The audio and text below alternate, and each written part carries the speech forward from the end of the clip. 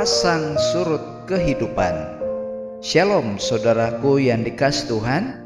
Hidup tidak selalu berjalan dengan mulus. Ada saatnya di mana kita merasakan berkat dan sukacita, namun ada juga waktunya di mana kita mengalami kesedihan dan kekecewaan. Pasang dan surut ini adalah bagian dari perjalanan hidup setiap orang, saudara. Kejadian 26 ayat 32 sampai 35 memperlihatkan dua sisi itu sekaligus. Berkat yang diberikan oleh Tuhan, tetapi juga di saat yang sama duka cita yang menyakitkan. Namun melalui bagian ini kita tidak hanya melihat peristiwa, melainkan pelajaran rohani yang dalam tentang bagaimana menghadapi kehidupan. Ada prinsip-prinsip penting yang menolong kita untuk tetap teguh di tengah perubahan keadaan yang tidak menentu. Mari kita baca Kejadian 26 ayat 32 sampai 35. Pada hari itu datanglah hamba-hamba Ishak memberitahukan kepadanya tentang sumur yang telah digali mereka, serta berkata kepadanya, "Kami telah mendapat air." Lalu dinamainyalah sumur itu Sheba. Sebab itu nama kota itu adalah Berseba sampai sekarang. Ketika Esau telah berumur 40 tahun, ia mengambil Yudit, anak Beeri, orang Het, dan Basmat, anak Elon, orang Het, menjadi istrinya. Kedua perempuan itu menimbulkan kepedihan hati bagi Ishak dan bagi Ribka.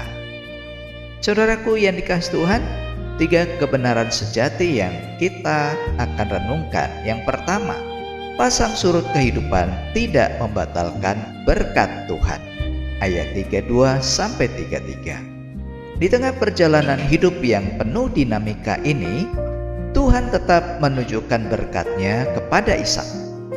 Ditemukannya air menjadi bukti bahwa penyertaan Tuhan tidak berubah. Meskipun sebelumnya ada konflik dan kesulitan, berkat Tuhan tetap dinyatakan pada waktunya. Nah, saudaraku, hal ini mengajarkan kepada kita bahwa keadaan hidup tidak menentukan kesetiaan Tuhan. Kadang kita merasa situasi sulit itu berarti Tuhan jauh. Padahal justru di tengah proses itulah Tuhan sedang bekerja.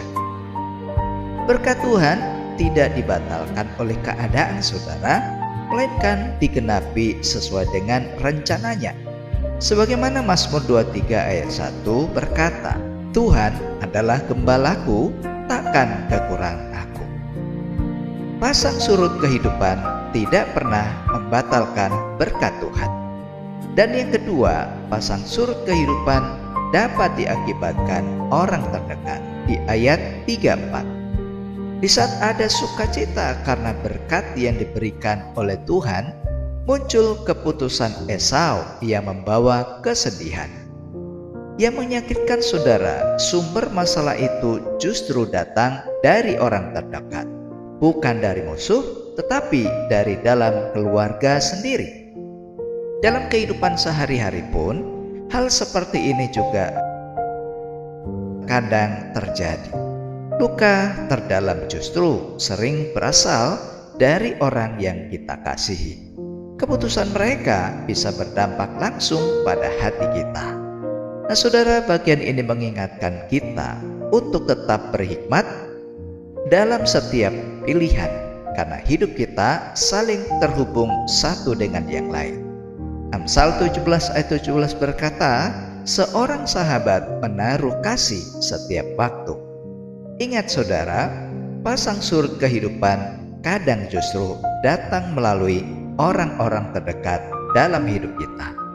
Dan yang ketiga, pasang surut kehidupan menguji kedewasaan iman di ayat 35. Keputusan Esau mendukakan hati Ishak dan Ribka. Situasi ini menjadi ujian bagi keluarga tersebut. Pasang surut kehidupan bukan hanya soal keadaan, saudara, tetapi tentang bagaimana kita meresponinya. Saat ada situasi seperti ini, apakah kita tetap percaya kepada Tuhan atau justru dikuasai oleh emosi dan kekecewaan? Kedewasaan iman terlihat saat kita tetap berdiri teguh meskipun menghadapi kenyataan yang tidak mudah.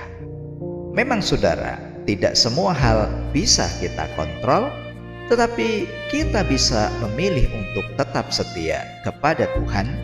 Karena itulah Yakobus 1 ayat 3 berkata, sebab kamu tahu bahwa ujian terhadap imanmu itu menghasilkan ketekunan. Jadi saudara, pasang surut kehidupan bisa menjadi sarana Tuhan untuk mendewasakan iman kita. Dalam kehidupan kita sekarang ini saudara, kita juga menghadapi berbagai keadaan. Pasang surut, naik turun, baik karena keadaan maupun karena orang lain. Namun melalui Yesus Kristus kita belajar untuk tetap teguh dalam iman. Ingat bahwa Yesus Kristus tetap sama, baik kemarin maupun hari ini dan sampai selama-lamanya. Ibrani 13 ayat 8. Jadi ketika segala sesuatu berubah, Tuhan tetap tidak berubah. Puji Tuhan, di dalam Kristus kita dimampukan untuk tetap kuat dalam setiap pasang surut kehidupan. Karena itu saudara tetaplah semangat meskipun ada pasang surut dalam hidup ini. Mari kita renungkan firman Tuhan ini. Bagaimanakah saudara menyikapi pasang surut dalam kehidupan saudara? Apakah saudara tetap percaya pada berkat Tuhan di tengah kesulitan? Dan apakah iman saudara bertumbuh melalui setiap proses kehidupan? Mari kita berdoa. Tuhan Yesus yang baik, dalam setiap pasang surut kehidupan kami, ajar kami untuk tetap percaya dan bersandar kepadamu. Kuatkan hati kami ya Tuhan saat menghadapi kesulitan. Cukupkan segala kebutuhan saudaraku setiap hari yang mendengarkan kebenaran firman Tuhan ini, dan tuntun mereka agar tetap setia di dalam iman kepadamu. Di dalam nama Tuhan Yesus, amin. Saudara, mari arahkanlah hati dan terimalah berkat Tuhan. Tuhan memberkati saudara dengan iman yang teguh, hati yang kuat dalam setiap keadaan, dan hidup yang tetap berpengharapan kepada Kristus dari saat ini sampai selama-lamanya. Amin.